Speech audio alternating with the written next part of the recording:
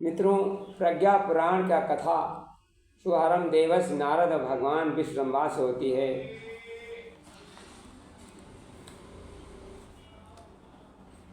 दादा गुरु ने गुरुदेव श्री राम शर्मा को सुनाई थी और उन सब जिन्होंने हम सबके पैसे पहुंचाने के लिए प्रकाशित कराया। इसके मुख्य पात्र देवर्षि नारद और देवता हैं।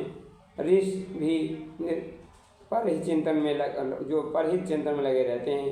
भगवान के भक्तों के भी ध्रुव प्रहलाद भगवान के पास पहुँचने का रास्ता बताते हैं। भगवान के पास पहुंचकर भक्तों की सहायता करने में प्रार्थना करते हैं। नारद जी कलयुग के क्रम को देखते वृंदावन पहुँचे।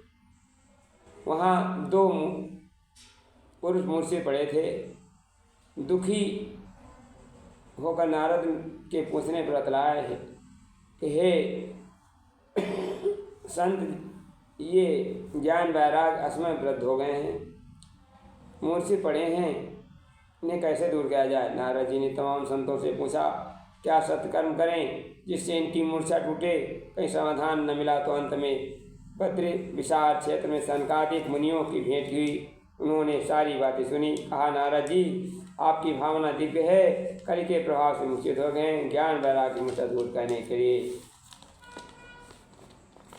ज्ञान यज्ञ ही एक ऐसा सत्कर्म है। नारद जी ने सनत कुमारों के साथ गंगा किनारे आनंद वन में गए। वहाँ पवित्र वातावरण, ज्ञान यज्ञ की कथा दृष्टांत के माध्यम। ऐसा कोई शास्त्र नहीं, कोई ग्रंथ नहीं जिसमें नारद जी की चर्चा न हो।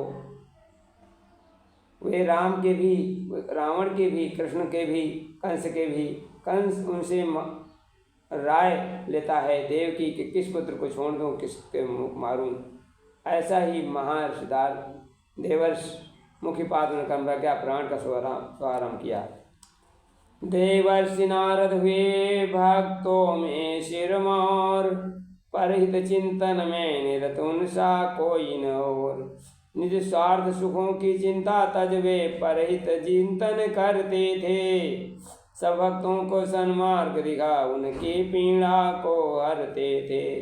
बस इसीलिए तो श्री हरि ने था उनको ये सम्मान दिया। जब चाहे वे पहुँचे विष्णु धाम, उनको वांछित वरदान दिया। वे समय समर भूतल पर विचरण भी करते रहते थे। भवा तब पीड़ जन को चर्चा से हर्ष से करते थे। उनके मन में एक दिन आया एक विचार, दुखी दरिद्र मनुजो कैसे हो उद्धार।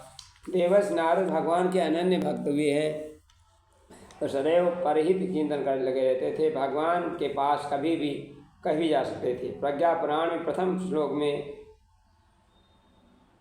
देवर्षि की 4 विशेषताएं अंकित हैं। नंबर 1, लोक कल्याण, अर्थात लोक कल्याण में संलग्न कथा के लोक कल्याण के लिए की जाती है, स्वार्थ के लिए ही।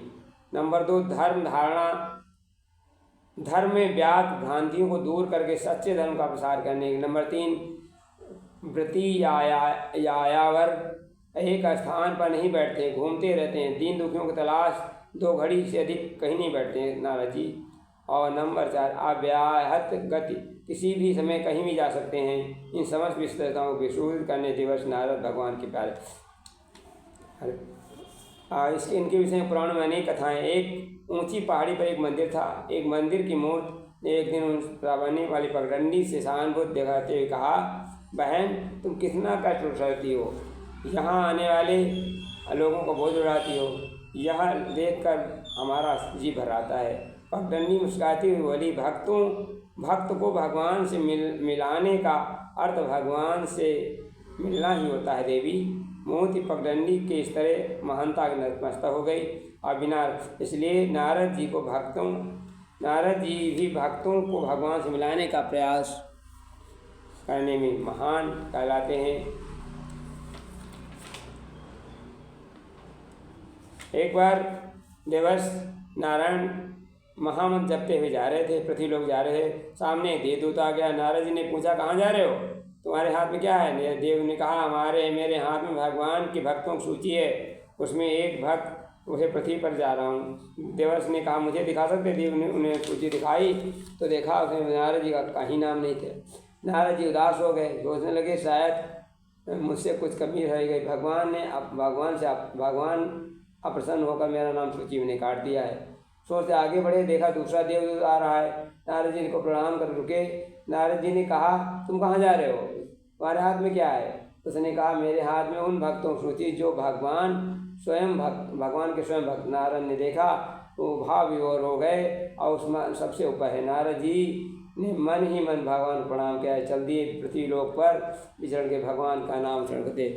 भज मन नारायण नारायण, श्रीमन नारायण नारायण, लक्ष्मी नारायण नारायण, प्रज्ञा नारायण नारायण। नारद जी भक्तों में सिरमौर हुए, इसलिए हमें भक्तों के भगवान भक्त के बस में है।